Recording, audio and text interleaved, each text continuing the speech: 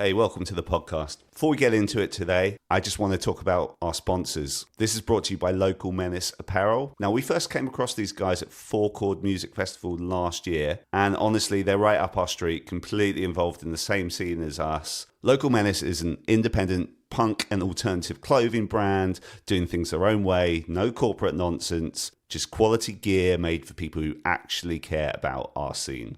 Whether you're heading to a show or you're just repping the culture day to day, they've got you covered. Head over to localmenace.com. That's LOCALMENACE.com. Head to their store and you can use our discount code, which will get you 25% off. The code is WASTETIME. That's WASTETIME. That's localmenace.com. Link will also be in our show notes. All right, let's get into it.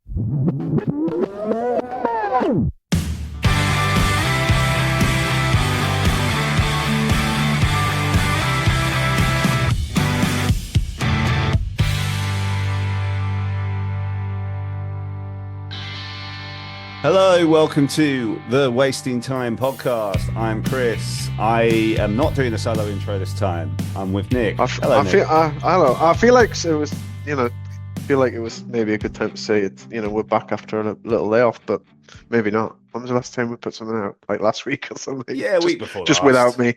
We try and put one of these out at least every other week, and we've done quite well with that this year. So how's it going, man? Yeah, it's going all right. The usual, which I'll not, bore everyone with, but Yeah. England are in the semi-final of World Cup, which is obviously very, very exciting. Yeah, and obviously, depending on when you're listening to this, they may well have crashed out by this point, or they may have won the World Cup. Who knows? I don't go straight in with that kind of pessimism. Crashed out. Yeah, that's keeping me going at the moment. Plenty of football on the TV at the early hours of the morning when I'm up at the early hours of the morning. Of course. Although the semi-finals and the finals are both 8 p.m, aren't they? So I might actually be able to get a pass to go out and watch them, which would be nice. Have you got any plans for Wednesday evening? I know you've dialed into this World Cup. I have. You're usually very football neutral. Yeah, well, football's kind of mainly in my past, as you know, like I was a 90s football guy. But I've kind of dialed back in for this World Cup. And you were in Portugal for the Portugal game, weren't you? I was. Portugal, Spain. No, it was the Croatia one. It was the one before. That was cool. Good atmosphere. It's enjoyed this World Cup a lot. I believe the England game I'll be just watching at home on Wednesday night though. And it's nice because I've never been a big fan of the England national team, whereas this generation of players I quite like. So, it's nice to actually want them to win.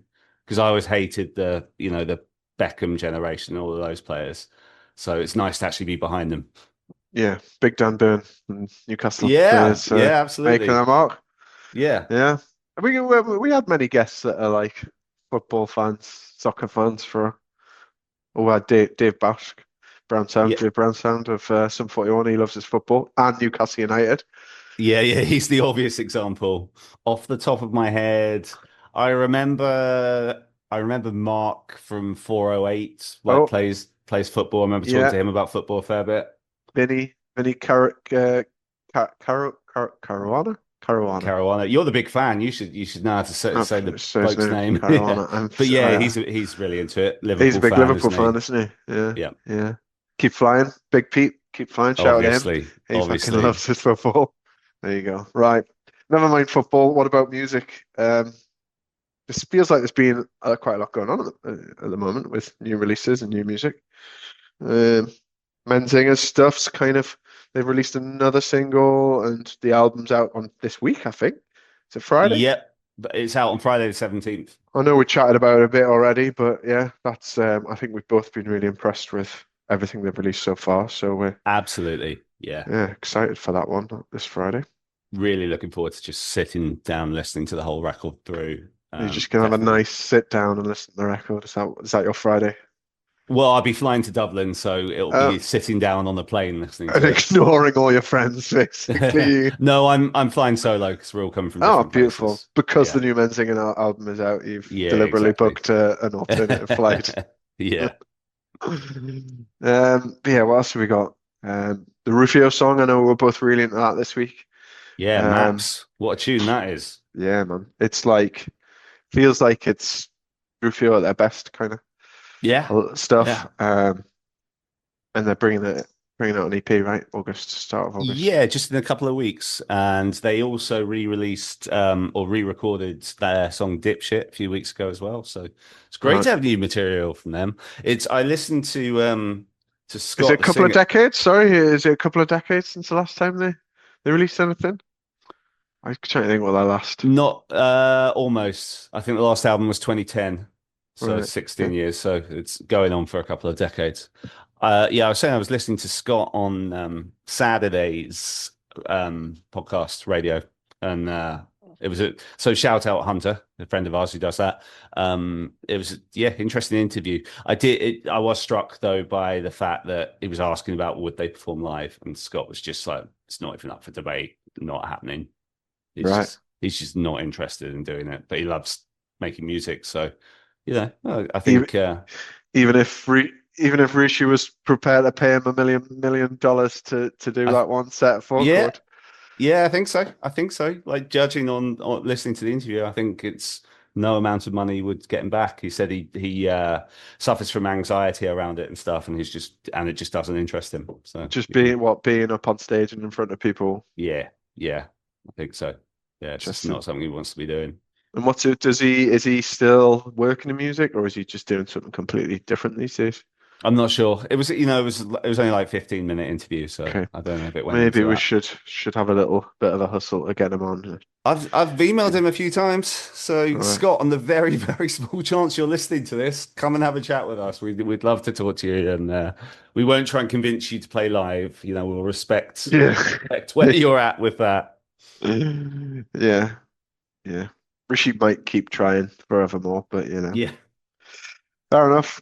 Yeah, but I mean, looking forward to seeing what else comes out from those guys in August. Sure. Yeah.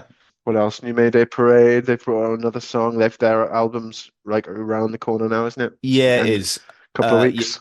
Yeah. New song, Lying to Myself. It's all right. It's not my favorite of the ones they've released.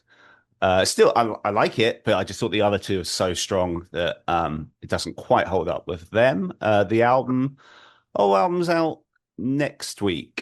Next Friday. 24th of July. Yeah. So I look forward to that. 10 tracks.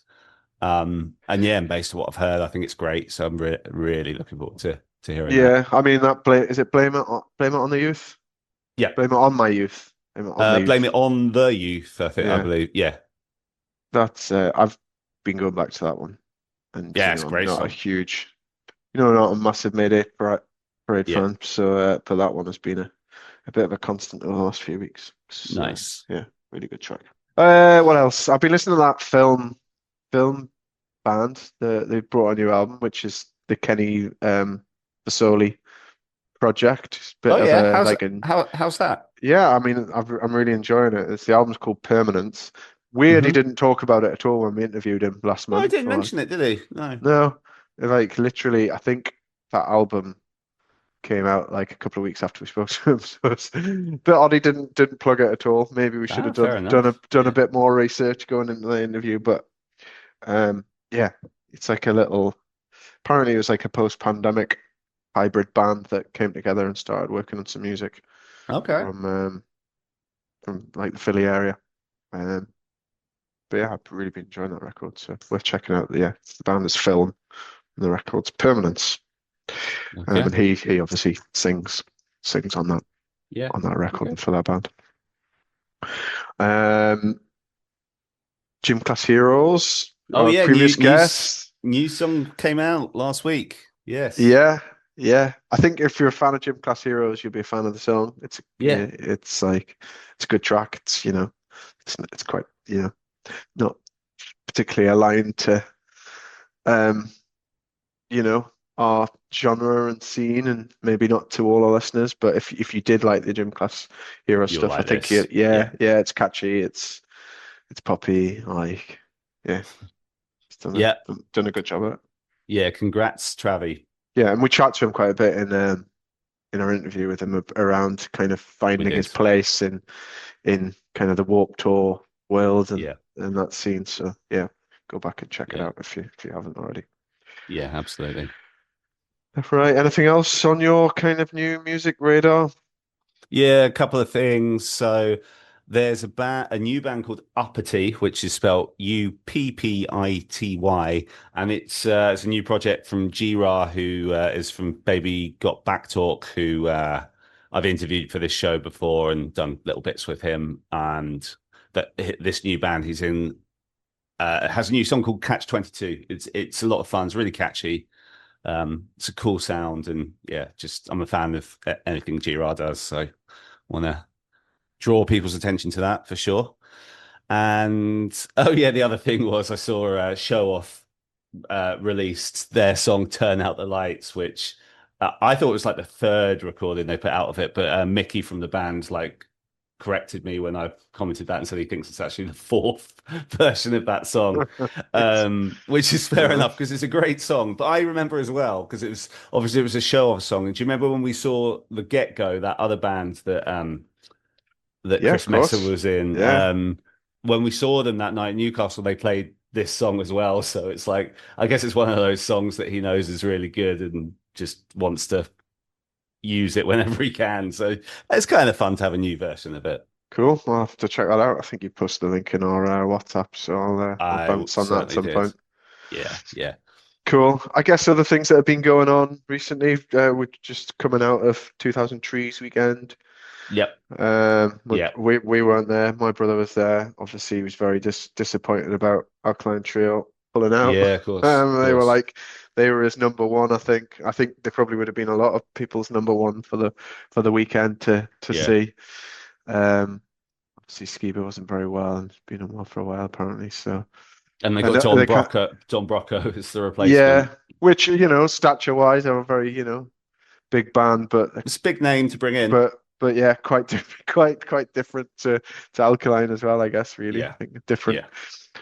Um, yeah, different sounding band. But yeah, they cancelled up all the UK dates as well because they were doing a bit of a UK run and European Yeah. run, weren't they? So They were.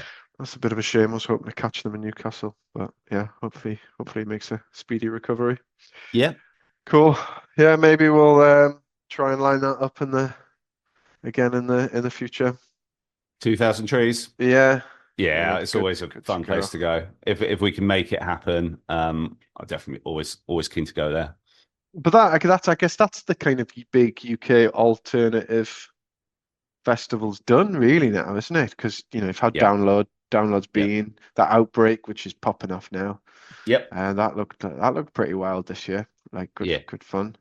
Yeah. I know it's more kind of hardcore Hmm. based, but there's definitely a nice little mix in that as well. Yeah. Yeah. Yeah. I think like all of the UK festivals that are kind of relevant to what we cover are done Are done, this yeah, year, aren't they? yeah. Yeah. Maybe there's a gap. There's a gap in the market, like a later summer festival. Yeah. Wasting Time Podcast Festival, Yeah. Wasting Time Festival. Yeah. Who Maybe knows? that'll be our next project. Or Warped Tour UK, Or Four Chord UK. Forecourt UK. I like it. You should have kept that to yourself. That could be a go of that. Could be a go. Yeah. Driveways headlining, obviously. Keep flying Exactly. on the bill. Yeah. Eternal Boy. Yeah. Obviously. There you go. But yes, I guess it's all US now. Hopefully we'll be on the plane out to Pittsburgh at some point this year. We'll See, see. yeah. We'll We'll see. see. Yeah. Watch this space. See if it happens. Right. Shall we get into today's interview? Yes, of course. Houston So, Calls, are they Houston calling? Calls. Yeah. So, Tom, singer of Houston Calls, we'd had a bit of interaction with him on Instagram. You and I have always been a fan of that band. So, I just, reached out to him and asked if he'd want to do an episode. He was very keen. Unfortunately, you were unable to be at this one, but it was cool. Like, he's just, kind of guy we could be friends with 100%. Same age as me, grew up on the same kind of music. And, I'm, as I say, big fan of Houston Calls. So, it was a very easy conversation to have. So, here it is.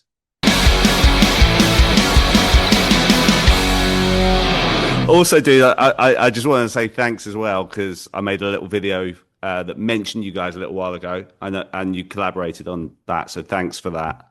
It was my pleasure. I really appreciate you making the video. It's so cool to see it. So thank you, Chris. Yeah, of course. I wanted to kind of at the top of this, I guess, just talk a little bit about like what life looks like for you today in 2026, what your home life's like, and Yeah, you got it. Let's see. I work a full-time job and I work for a financial institution in the United States. And I've been doing that for like 10 years, maybe 11 years now at this okay, point. And I've since gotten married. That was in 2014. okay. Oh, so you've been married a while now. I've been married a while. I have two children who Nice. are now 9 and 6 years old, two boys. So Okay. raising two kids right this moment. I'm actually at the beach. So I'm on vacation this week, which is really nice. So Oh, that's why I'm on different systems. My I wife, see. I see. Well, I yeah. appreciate you taking the time during vacation. Whereabouts have you guys ended up going? We typically go to the coast. So I live in North Carolina in the United Yep. States, and Yep. there's a lot of beach in North Carolina and really nice beaches. We go to Yeah. this area out down by Southport in Wilmington area, which is southeastern North Carolina. And Okay. my family, my parents have had a house here for quite a long time, so we typically come here, and it's really nice. The touring days, must feel like a long time ago now, but obviously I want to get into all things Houston Calls, but let's just kind of lead in with like the music you grew up on, and because I think I'd be interested to know because I think we're similar ages. Are you born 82? That's right. That's Yeah, exactly right. me as well. We're born the same year, so All right, yeah, good I'll on you. be interested to see how similar it is. So yeah, take me back to the start a little bit, the music you grew up on. First music I ever heard were the Beatles, Rolling Stones, bands like that that my parents were listening to when I was a lot younger. And then when I finally started to get into my own music, it was about so early 90s music is what I was really getting into. Yeah, And Green Day's Dookie was the first album that I actually went all in on. Like I had listened to Counting Crows and Pearl Jam and bands like that, sure, Nirvana and bands sure. like that. But I have an older brother, so he would listen to those. But the one that spoke to me the loudest was Green Day. 1994. I discovered it from a friend, a neighbor who had played it for me, one of my old friends, and immediately got into all adjacent types of bands. Green Day would always wear shirts of bands, Lookout Records bands, things like that.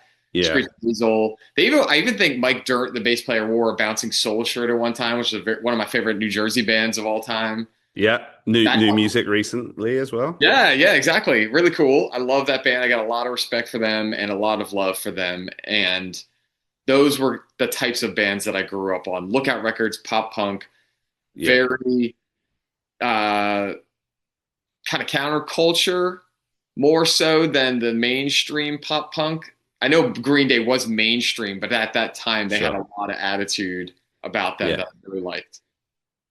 yeah.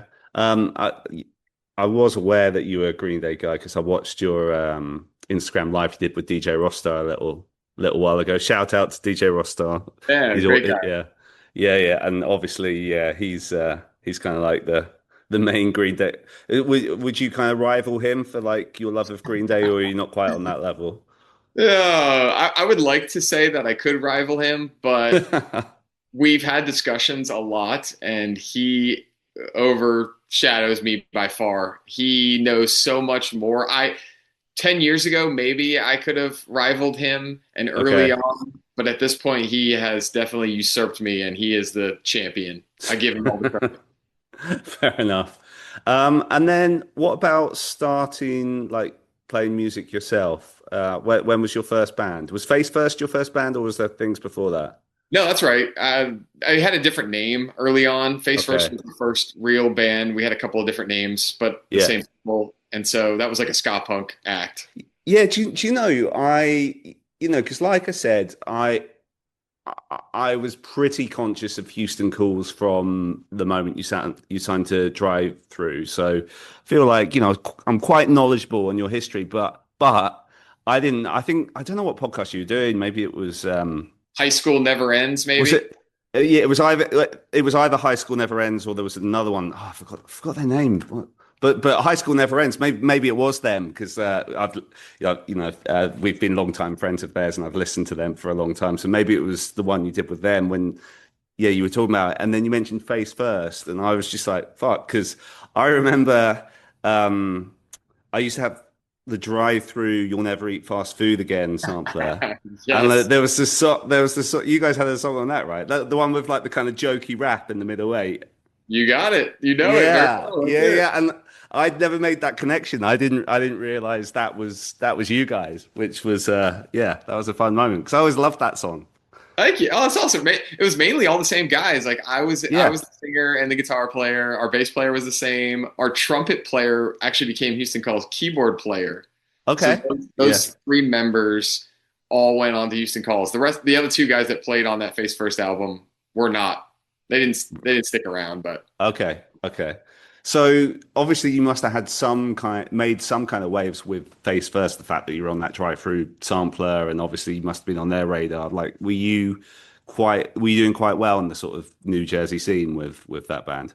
we did pretty well in New Jersey. Yeah, and there were a couple of pockets in the United States that we had a other strong following, but Okay. we never really made it too far. We did a couple of tours. We toured with a couple of our friends' bands. This band called Folly.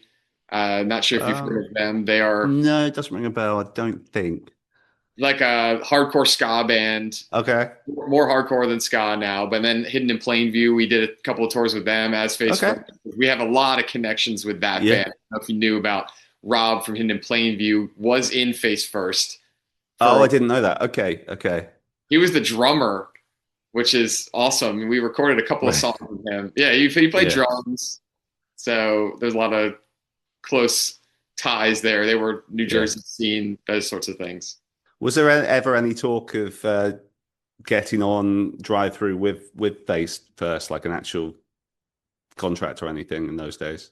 I mean, there were dreams in our heads, but there was never any like paperwork from drive through. I think they were trying to help us out, which is why they put us on that compilation. Yeah. And they were very supportive, but I don't think we had a strong enough. I don't think we were good enough. Let's just be blunt about it. I don't think we had come into our own in terms of songwriting. We had a decent following, but we weren't there yet. So Face First lasted from when to when, roughly? 1996 to 2003. Wow, 7 years, and started when you were 13, 14, or something like that. That was the first band first musical kind of introduction to songwriting, to playing. We just play random little shows. Yeah.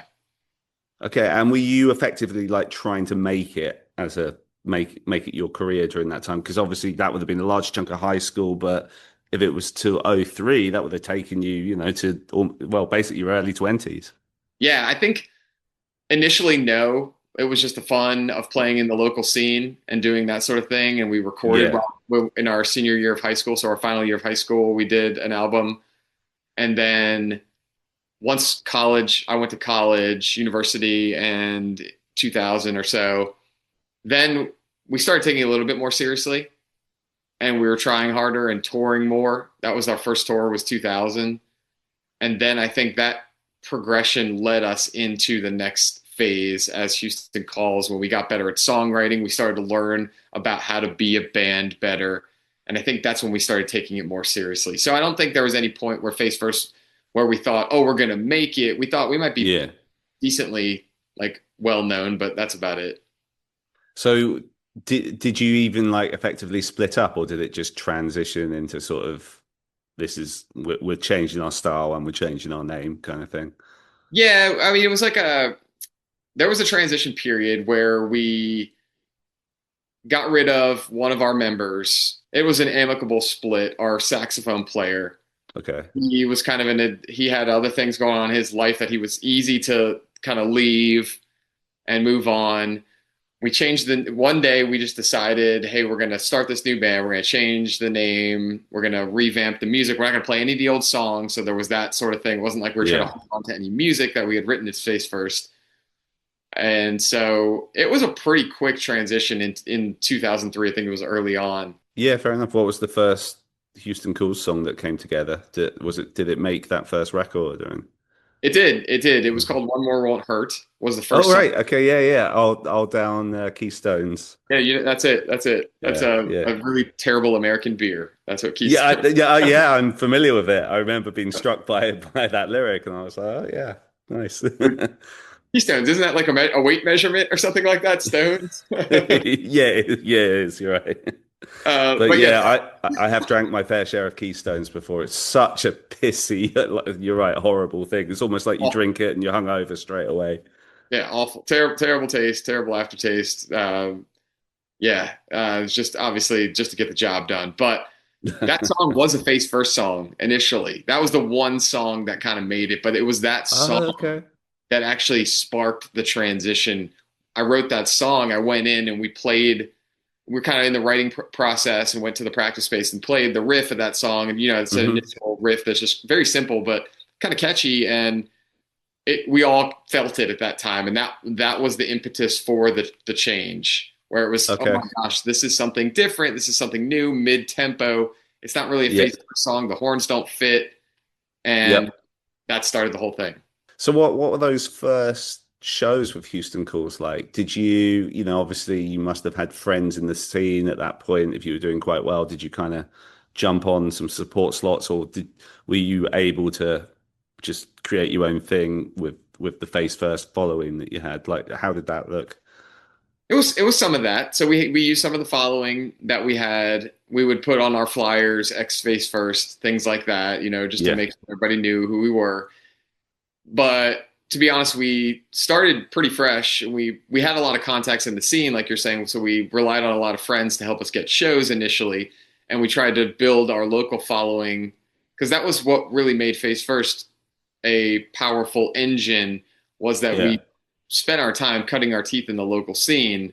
Yeah. And so we decided as Houston Calls, we'd do the same thing. And we put out a couple of self-recorded samplers. We had Rob from Hidden Plainview help us out a lot with those recordings. He's always been awesome to us and helpful. And so then opportunities came a little faster with Houston Calls, just because of the caliber of the songs that we had. And we kind of knew what we were aiming towards, or, working towards, and how to make it happen a little quicker. Who were the big influences? Who did you kind of want to stand alongside? I mean, I always loved Saves the Day at that time.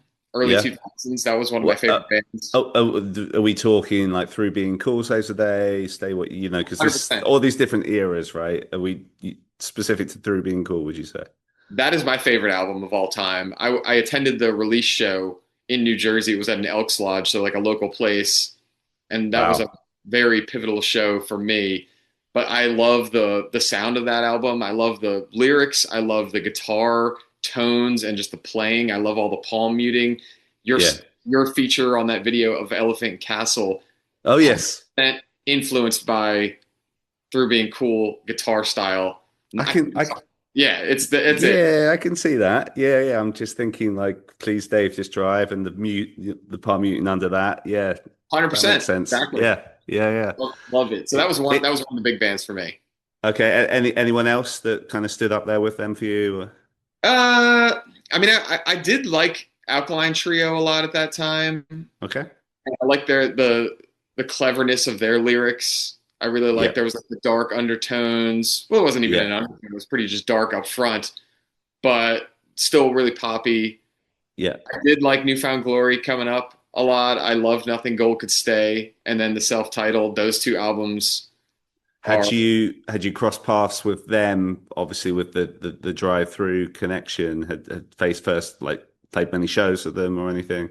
I don't think we ever played as Face First with Newfound Glory at all. I mean, we did with Houston Calls, definitely, but no, I don't think Face First. We might have.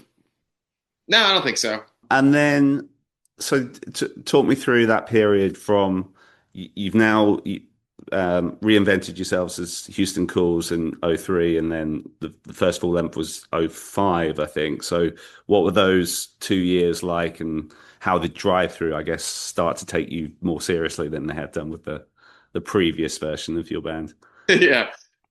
'03 to '05, we were writing a lot, and we recorded the two samplers on our own with one was with Rob Freeman and one was with Jesse Cannon, who was also an awesome producer and friend at the time.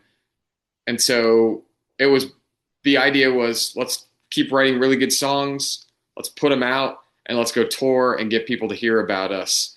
And we did a lot of tours. Jarrett, our bass player, was very business savvy and really good at making connections, but being really smart about all the business aspects of it. Okay.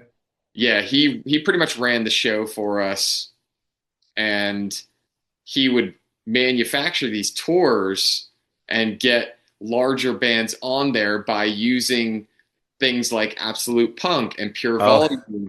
He would go to them and say, "Hey, we want to do a tour. Would you be willing to sponsor it?" And the sponsorship would be nothing more than, "Hey, we'll put your name on the tour if you just put some ads out there, if you're okay with that, like on your site." And that's all it was. And it was brilliant. It was genius. And with that, he was then able to go get a band like Hello Goodbye and Hidden Plainview and say, "Hey, we've got this Pure Volume Absolute Punk tour we want you to be a part of, and we want you to headline it." And he was just a very smart business savvy rock star kind of guy. You know what I mean? He had the desire to be on stage, but he had the really great business acumen as well. So to drive through, just basically kind of see this happening and just think, oh, okay, this is a match that could work.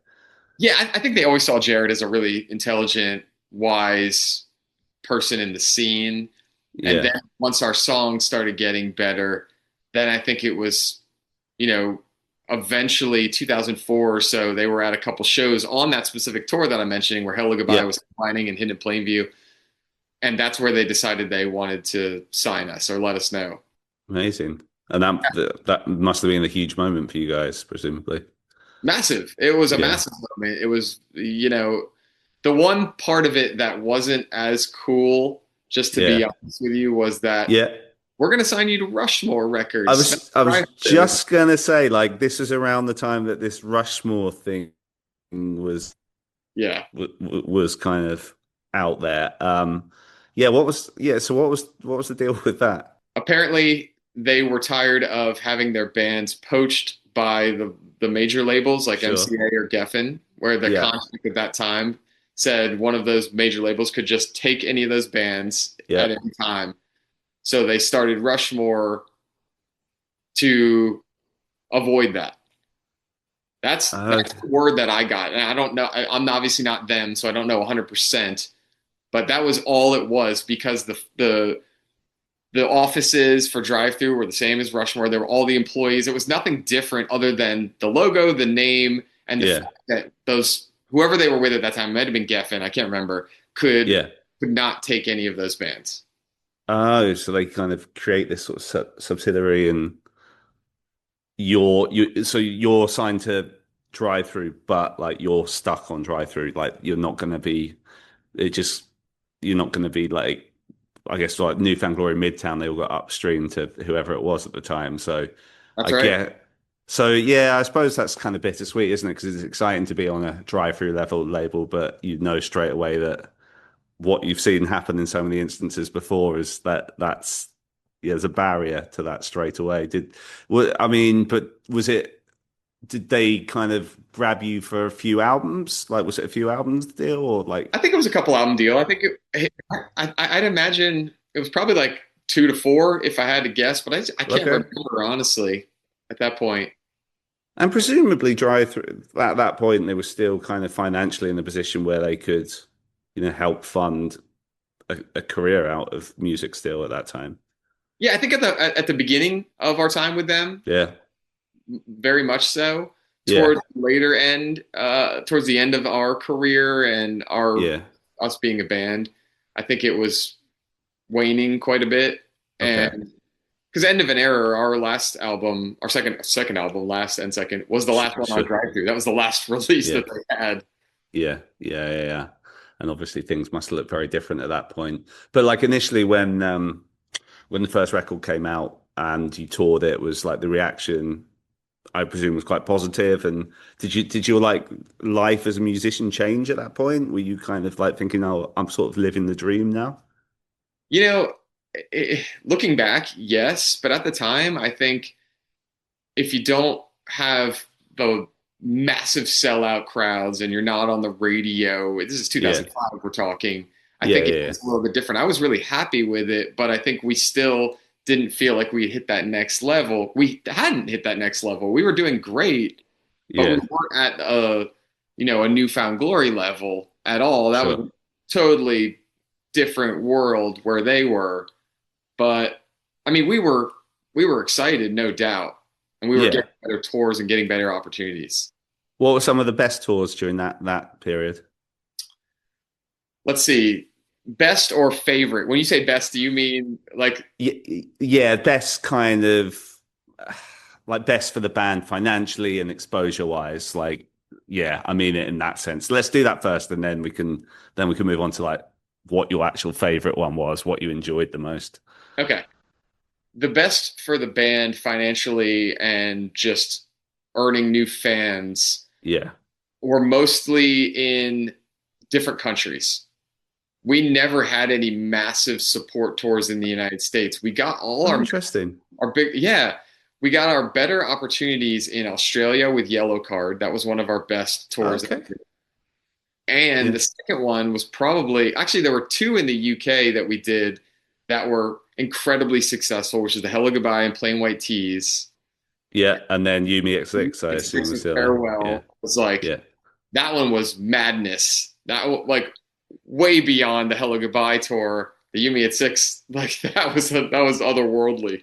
Yeah, I saw you at the Astoria show of that one. Oh, that one was ridiculous. That was yeah, that was definitely one of if not the biggest shows we've probably played as a band. Oh wow. Okay. Well, that's well. I'm glad I got to witness that then. Yeah. Yeah, it's funny because I remember going to that show because like with respect to Yumi at Six, who I have a lot of mutual friends with, and I hear they're very very nice people. I've just never been. I don't think they're terrible or anything. They've just never really done it for me musically. So Mhm. I remember me and my friend going to that show specifically to watch you guys, and we were quite into that Farewell album at the time Yeah. as well. So to watch both of your bands, and then I remember there was like a bar near Soho Square that I don't know how we knew, but it was like the after show party of that show, and we went there and it was like playing like all things like 4 Years Strong and Hit the Lights and stuff to the early hours, and I'm pretty sure I saw you guys were there as well. But yeah, that was good. Oh, That was good you times. didn't come say hi. It was I just don't yeah, I can't remember. I don't think so. Maybe we did. I mean, I obviously this is recall that many years place. ago. I couldn't have told you the name of it, but I do remember that evening and remember that after party because that was unlike a lot of the stuff that we're typically doing. That was, Yeah. it was like that was real. I don't know. It was a big to do. Yeah, it was fun. Yeah. Yeah, no. It was a good night, definitely. Um, okay, so that's interesting. Like the kind of biggest opportunities came on like in overseas territories. Did you see that with like your fan? Did you end up having bigger fan bases overseas in the end, or was it still in the US that I think we did. mainly existed? Honestly, Australia, we got lucky because one of the big promoters over there at the time took a very strong liking to our band, and that's how Okay. we actually got the first opportunity. Someone who booked Soundwave Festival. I think the guy Wow. who Yeah. ran at that time, I think his name Okay. was Jay. He loved our band and was like, Yeah. "I will do anything to get you over here." And then he just made a push for us. And then I think a couple years later, he stopped doing that sort of thing. So we didn't have someone backing us like we did. But that's why we got that opportunity. We definitely could bring people out to shows eventually in Australia. We went 3 times, I think. Oh, And did you really? Okay. yeah, it was unbelievably cool to be able to do that. And thanks to AJ at that time who did that for us. But yeah, we definitely developed a stronger fan base in other countries, which is I don't know what it is, if not so as you probably know, the United States is very saturated and was at that time with pop punk. And the number of bands that get to go across overseas is probably fewer. Sure. So, there's that. Yeah, it's fun. It's funny because I think about other bands who, were prominent in this scene around the same time as you guys. You think of like Over It, Reliant K, and like both of which I think never came to Europe, and like did well in the States. So it's interesting that you guys are almost a reverse of that. Although obviously you did do reasonably well in the States. Yeah, we did fine. We did well. Yeah. We could, like smaller headlining tours, but way more reception and response in other countries, Japan included. Oh, of course. Yeah. And then, so the second record, End of an Era, that came like 3 years after the one before. Was way too long. Yeah, I was just going to say, slightly unusual gap for a band who's kind of new and stuff. Was that because of like label issues and stuff? Or yeah, partially. That's true. There was a lot of back and forth at that time, trying to get into the studio. A couple of missed opportunities with producers, and we had our heart set on Mark Hoppus at that time. Yeah. Was he interested in you guys? Surprisingly, yes. And I say that because, I'm a big Blink-182 fan, not nearly like Green Day or anything, but they're an incredibly awesome band. And yeah. They're better than Green Day, but we'll save that conversation. Oh, okay. Whoa. Yeah. Easy. That's totally fair. But they were really important to me early on, and we had said, "Hey, we want to go with Mark Hoppus for this second album." Sure. He was doing Motion City at that time. Yeah. Involved in a lot of that, and we even got to the point where we had sent Mark Hoppus a demo, maybe a demo or two. Yeah. This is probably like one of the coolest things, and I'm not trying to brag at anything. No, but go for it. Yeah. Super cool. He was into this one song. And he started offering ideas for like changing some lyrics here or there. Yeah. And then he recorded some backing vocals on the song, and sent it back to us like, here's my ideas. They're very low, Chris. So like not many people would know it's Mark Hoppus, but obviously he's emailed it to us. Like, so we know it is. It was like his first possession, like this version of our song, this demo with Mark Hoppus's voice on it was the coolest thing ever at that time. So we were getting deep in it. Yeah. And I think the price tag at that time, I'm pretty sure that's what we were told by drive-thru. Like, it's a little too expensive. We're not going to go that route. Yeah. We were obviously heartbroken. Yeah. How far we seemingly had made it. In the whole process. So it was devastating. I know that happened. It's, not for the same reasons or whatever, but I know that Punchline almost did a record with him as well, and like got really close. I remember hearing that story, but no, I wasn't aware that happened to you guys. Oh, that is frustrating. And then you think about what that might have sounded like. What specific song was it that he loved? And Behind the Gun. It's on the album, on End of an Era. It's one of the later tracks. Okay. And I tell you kind of just hinted at this, but I truly believe everyone would have heard a completely different album if he had not. Because the songs that we went in with are not the songs that came out of that recording. Really? So how'd you feel about that recording? Do you like it in hindsight, or? In hindsight, yes. At the time, I wasn't as into it. I went along with it because it seemed like a good idea, and I really liked our producer, Mark Weinberg, a great guy. Best intentions, obviously. No one tries to do something to a band that is not good. But he was just a slightly different style and had a different vision for the songs that we brought in. We brought in these more like collection of short story songs, like pop punk, very kind of basic.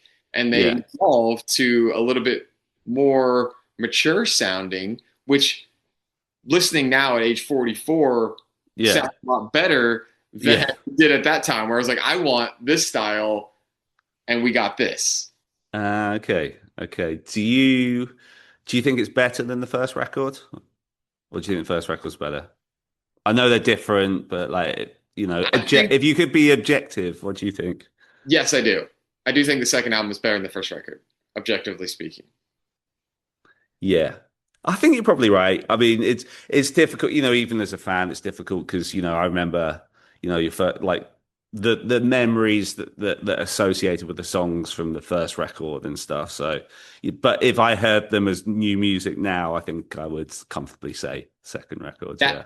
That's the lens that I was looking at it through, because I think there's a lot to be said for the emotion in the first record and just the raw innocence that Absolutely. is really important in a band and just like gaining new fans. And I think that's just what you said is why people like that album. And then obviously after that second record, you guys weren't a band for that much longer. I think was it the following year that you kind of disbanded, and was that kind of due to just like not getting the funding, the support you needed? Maybe there were a number of factors, but couple of factors, definitely. That was part of it. Kind of the label losing its steam, which obviously impacted us. And there were a couple of instances of not being able to get albums on tour and challenges that were causing us to have internal struggles.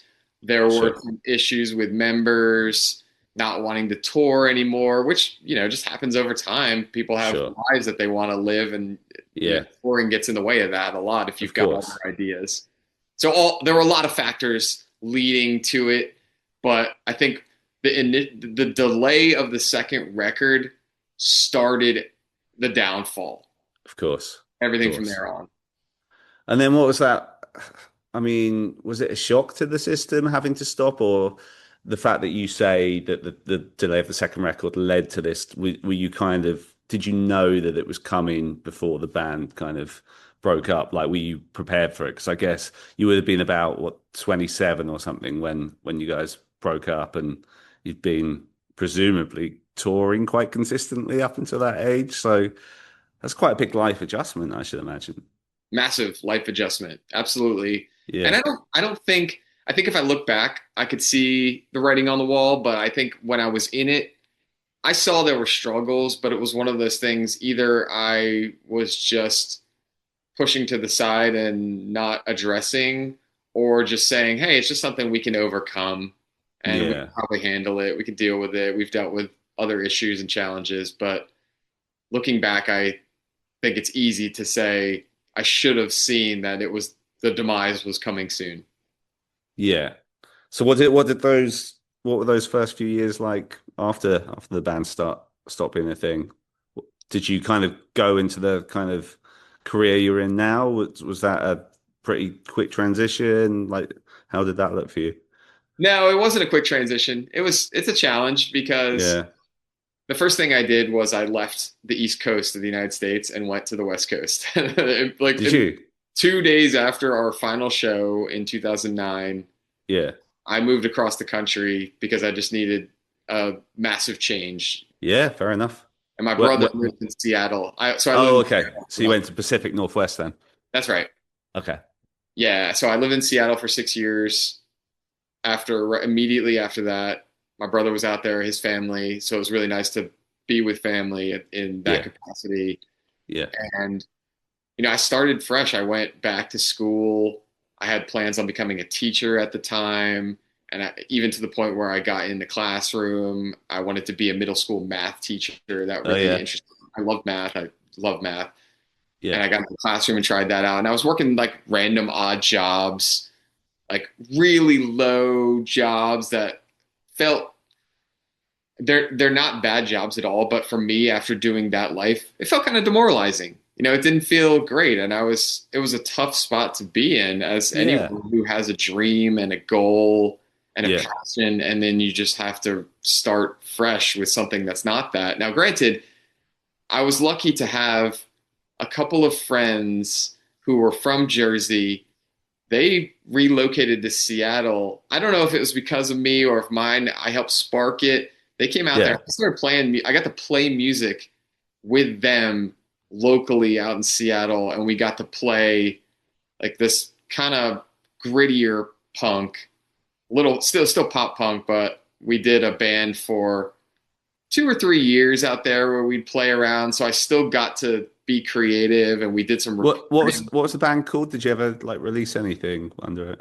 We did release things, but I don't think you'll be able to find it. We did a record, a vinyl actually. The band was called Peterman, Peterman, and I sang some vocals. This guy Brian Capizzoli sang some vocals. John Maiello played drums, who's in the band Dead Bars, if you've ever heard of them. He's the singer of Dead Bars, which is a really awesome group if you haven't checked them out. Okay, yeah, I'm not sure I know them, yeah.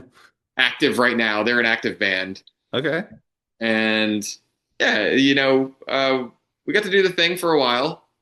Well, and I was still trying to figure out life. So it was basically, if I look back at it now, like, was I just trying to hold on to something at that point? But it was also just a nice creative outlet to have. Yeah. Yeah. So was it nice to kind of do it without the kind of pressure of, that came with obviously the previous things you'd done? That's right. Because I didn't have my sights set on going out and being a big band at that point. I just wanted to do it. Was it called Peterman after the Seinfeld character? I'm just trying to think of all the... Precisely. That's exactly right. Yes. Yeah.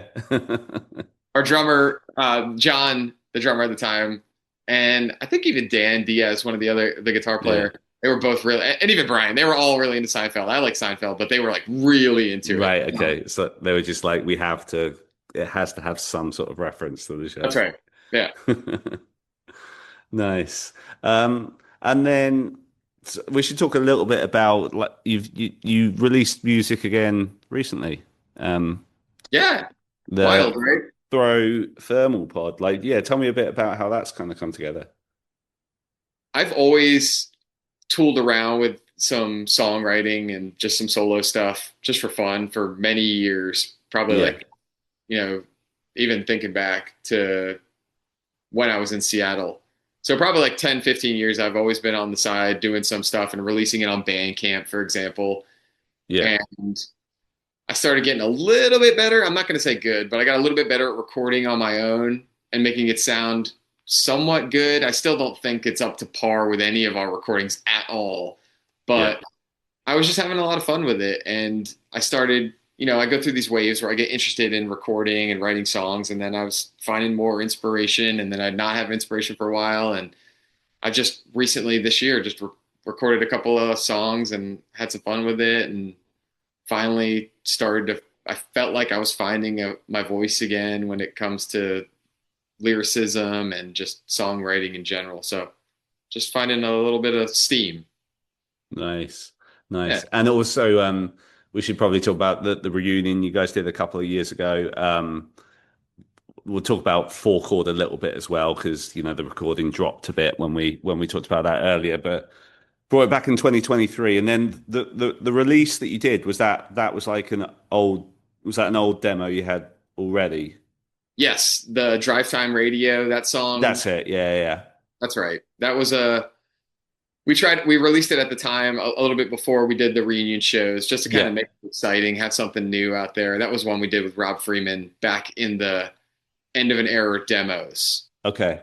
So that's when I was referencing before what it sounded like, more like Collection of Short Stories, that was a song that was going to be on End of an Era. So that style, you can imagine, it was more like that going into it. Interesting. Mm-hmm. Okay. And then those reunion shows, how did that feel to come back after so long? Did you, seeing that there was still an audience or that kind of thing? Absolute blast. It was humbling and incredibly special to me to be up there. And like you said, see that the audience still cared. It was wild because forever we had kicked around this idea. Josh, our drummer, would typically be the one, like every year or so, like, you want to do it? Is this going to be the good year?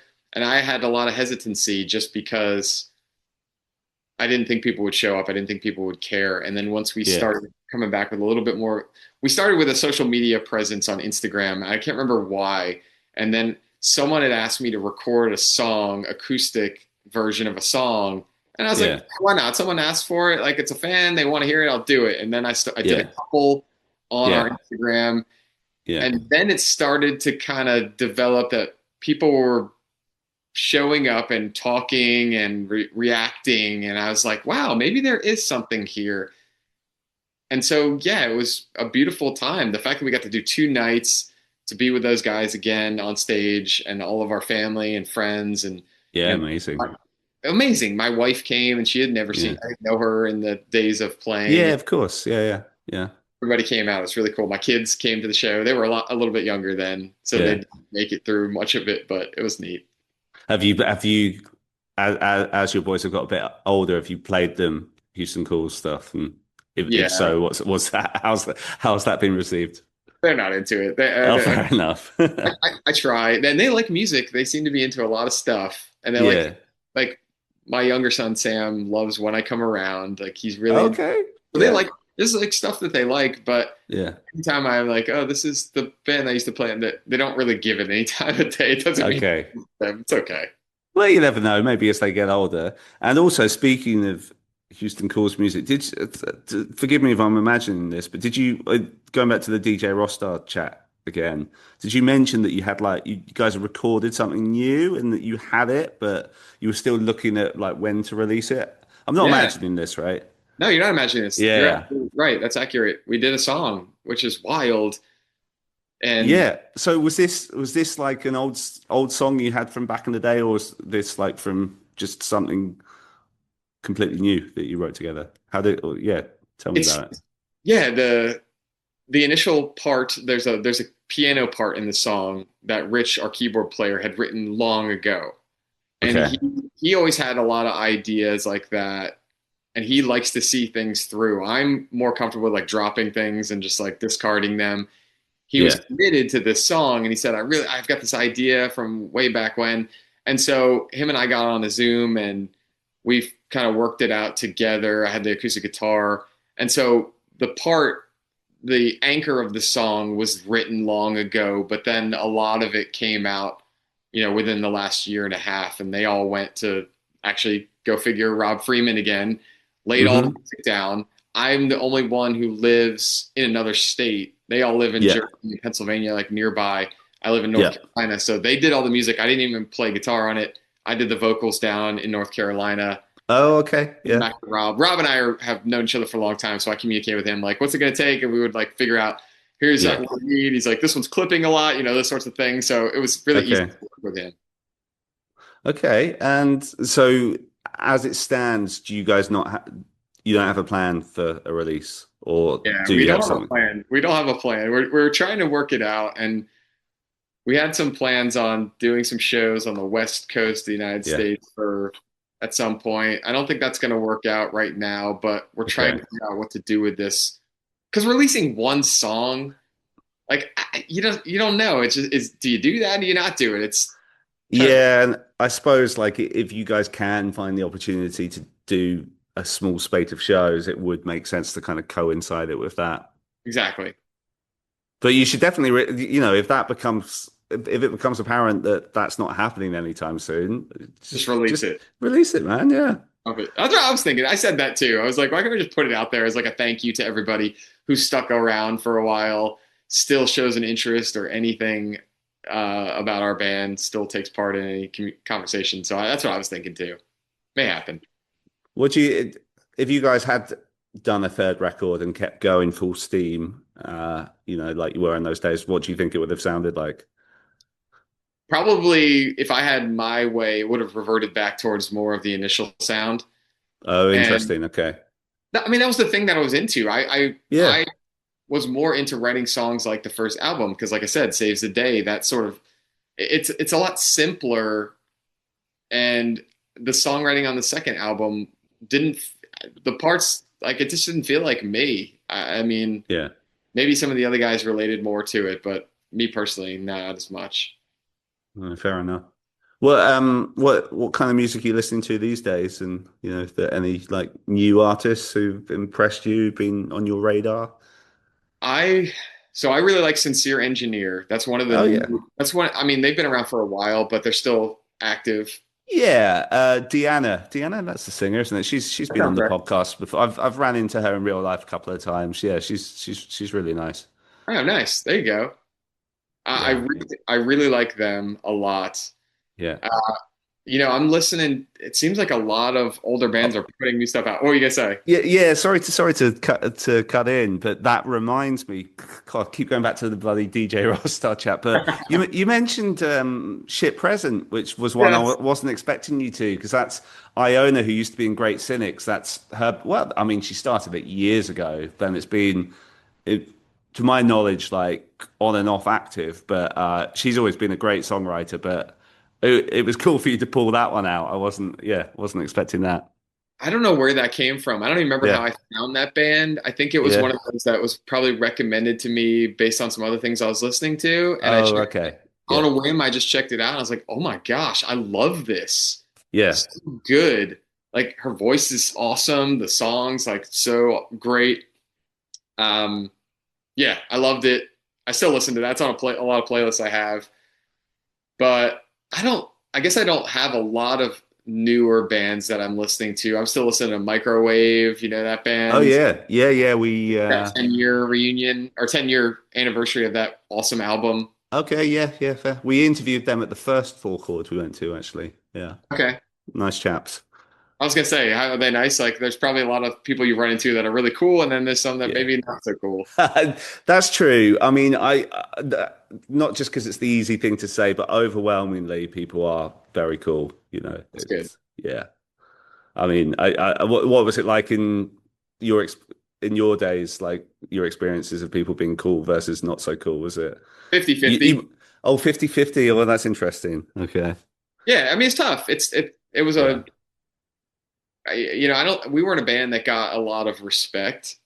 And I don't say that like I'm really upset about it. It was just like, we weren't like the top-notch musicians. We weren't there. So Yeah.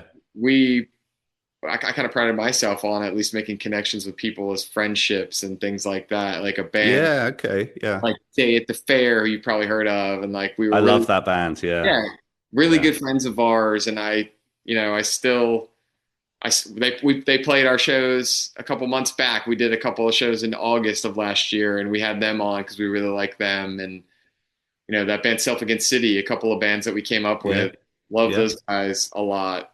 And like I mentioned, that band Folly, like we had a lot of good, really close friend bands, but I don't think we were never a bands band. You've heard that terminology before. I Where have. I yeah, have. Yeah. that was Yeah. definitely not us. Yeah. It's interesting. Well, we were speaking to someone else the other day, who, they did quite well, but he was just like, we were never that huge band, but we were always a band's band. I'll just tell you who it was. It was Gabe from Midtown said like they were always a band's band, but Okay. which kind of, I guess, makes sense to them. Heath from Midtown. There's a guy. There's a stand-up guy. Oh right, yeah. Unbelievable human being. So talented. We did some songs together, covering some old New Jersey bands during the pandemic, the height of the pandemic. And Oh, okay. they're out there. They're record. You probably wouldn't have heard of any of the bands because they were like really local bands Okay. from New Jersey, but Yeah. it was really cool to be able to do that sort of thing with him. It's called Jersey Interchange. If you look that up, you'll be able to find a lot of cover Oh, songs. I will do. I will do. That sounds very cool. It's cool. He's a great Nice. guy. Yeah. Is there any like band from your era who you think, apart from arguably yourselves, who didn't get the kind of recognition that you think they deserved? Is there anyone who jumps out? We were talking about the band Farewell before. Oh And yeah. I think so. They were incredibly good live. I think they were really tight. They had really good songwriters, and Yeah. Marshall had a pretty unique voice. I thought it sounded like Mark Hoppus initially. Yeah, similar tone, wasn't it? Yeah, but I thought they could have done more and should have done more. Not because of them, but because I thought they had it in them. Like I loved their second album, Running Up the Flagpole. I think that's what it was called. Yeah. I was really into them. I thought they could have done more. I think they didn't get a lot of recognition in the United States, especially, but I think they deserve more. So that was one. I think Self Against City, I mentioned them before. Yeah. I don't know what never hit with them. They had some, like, the singer's name was Jonathan, and he was a very talented singer, and they had a lot. Jack was one of the guitar players who was really talented as well. I thought they had what it takes, songwriter, musicianship to make it. And I don't know why they never took off, like what it was about them that never hit. Yeah, yeah. Just I never thought that. It's weird how it just doesn't happen sometimes, so. You talked to Quiet Drive too, didn't you? Didn't you interview Quiet Drive at one point? I think I listened to that one. Oh, I appreciate you doing a deep enough dive to know that. Yeah, yeah, because that was a few years ago, and they were always one of my examples when anyone asked me that question. And I reached out to Kevin a few times over the years, never heard anything, and then in that first year of the pandemic, emailed him, and he was just like, "Let's do it." And yeah, I loved that one, but just because like I haven't heard him do a lot of press, so there were lots of things I genuinely wanted to know, and yeah, he was a really nice guy. Did you tour with those guys at all then back in the day? We were very close with them for a while. We did. Oh, right, okay. We had the same booking agent. Yeah. Named Zach Mullinax, and we did a tour. We did a really long tour with them, a co-headlining tour. Yeah. Probably 2006, and we became very close with them. Especially, I remember their guitar player Matt Kirby was one of my favorite people ever in the city. Like one of the nicest guys. Yeah. Kevin was a little bit quieter, more reserved. He didn't hang out as much. Yeah. But Brandon and Drew, their whole crew was like amazing. And so we got along really well. They were on a different level too, because they were more like radio friendly. Yeah, they were. Like, that's when I always say, use them as an example of a band that deserved to be bigger. I just mean because like they had radio hits good to go, Yeah, no doubt. They were, but yeah, we did a lot with them around the 2006, 2007 era. Very close with them. Super nice. Because I remember, I think in the same purchase in HMV, I remember buying End of an Era and I think maybe it was called Deliverance or something. I think it was their second full length as well. I remember buying that in the same purchase around, Thank you for buying our album. That's so cool. Oh, of course, man. Yeah. Autumn 2008 would have been around the time that you came over for that You Me at Six tour. Yeah. That's right. Yeah. Dude, I'm conscious of time. I don't want to keep too much of your time, especially given that you're on holiday. But I guess let's just finish with just talking about the UK a little bit. So you came over twice. Have you ever been to the UK outside of Houston Calls, or were those the only two experiences? I studied abroad when I was in college, and I stayed in London for a month, and that was my first visit to the UK. I lived in the Maida Vale neighborhood. Yeah, northwest London. Okay, and I stayed there for a month, and I studied abbeys, cathedrals, and churches in London for the class. I think the class was like very secondary. I just wanted to go on a trip. Yeah. And it was beautiful. I had a really good time. I remember, I think that was about 2002 or so. That's when I first came. And then, the other times I've been back were for the tours that we did. And I've always had a really lovely time. Everybody's always been really great to us. And the only issue we had was in Wales when our bus got broken into. Oh, shit. Okay. In Cardiff, I think that's what it was. But, everything else was fabulous. Loved being there. Nice. Well, hopefully see you back over this time one day soon. I know. I'm always for a slam dunk invite. I'm always looking for that. Like that. Where's the Houston Calls invite for that? That's what I'm saying. I would 100%. Those are the types of things at this point in our, career. I call it that. It doesn't feel that much of a stretch, actually. Now that you mention it, as you say, you played 4-chord. You have an audience in the UK, and like Slam Dunk does love to do these things when they, pull someone back who, like a little reunion thing. So, come on, Slam Dunk, where's the offer? Exactly, that's what I'm talking about. Okay, well, hey man, you never know. Fingers crossed for that. There's like no one in the UK that I know anymore connected in the music scene. You are obviously one of them, and there's this guy named Brad who he was friends with You Me at Six at that time. He drove our Sprinter, and I think he's like a big cyclist. I don't know if you know which Brad I'm talking about. I can't remember his last name at this time, but so awesome dude. We let us stay at his flat for a while. Wow, okay. Yeah. Oh yeah, like you were never connected with any of the UK agents, Ed Sellers, anyone like that? No. Can't remember who we had. We had someone who booked for us at that time. I don't remember her name, but she was really cool. I do remember that, and easy to work with. Well, I think it's something we can make happen. Let's kind of the seed has been planted. Heck yeah, you put it out in this universe, so we'll see where it goes from here. I'm very happy to do that.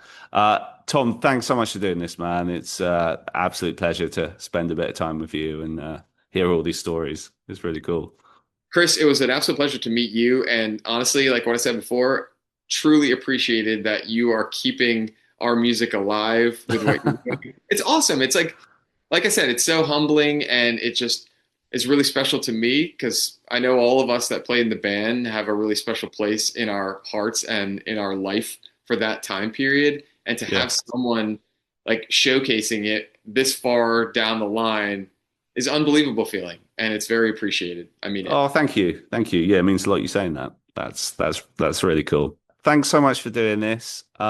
Keep in touch, man, and enjoy the rest of your trip. I really appreciate you doing this, and I love the view in your back. It's like the best. This is Holborn, and so I work for the London School of Economics. So this is just a little bit of Lincoln's Inn Fields in Holborn in central London for you today. Oh, awesome! It's beautiful. Most people just normally get my office, which is a picture of Mike Herrera behind me. So you get this, which is a bit more interesting. With respect to Mike. I do love MXPX. I do. They're like my, you were talking about Green Day for you. It's MXPX for me. Like, yeah, love them. We got to play on one tour in Australia with them, which was unbelievable. Oh, really? They took much more of a liking to Hit the Lights. It was Hit the Lights, MXPX, and us. And I wanted so badly to have them like us because I love that band. And it's just like, And were they not really giving you much, or? No, they were totally friendly. Like nothing bad about them, but they just connected more. And I think they liked the band better. It Hit the Lights better. Bloody Nick Thompson, eh? Totally all right. Hit the Lights. Awesome. They're good pals of ours. Yeah. I know. All right, man. Thanks again. Thanks so much. And stay in touch, dude. I will stay in touch. Thanks, Chris, for having me. I appreciate it.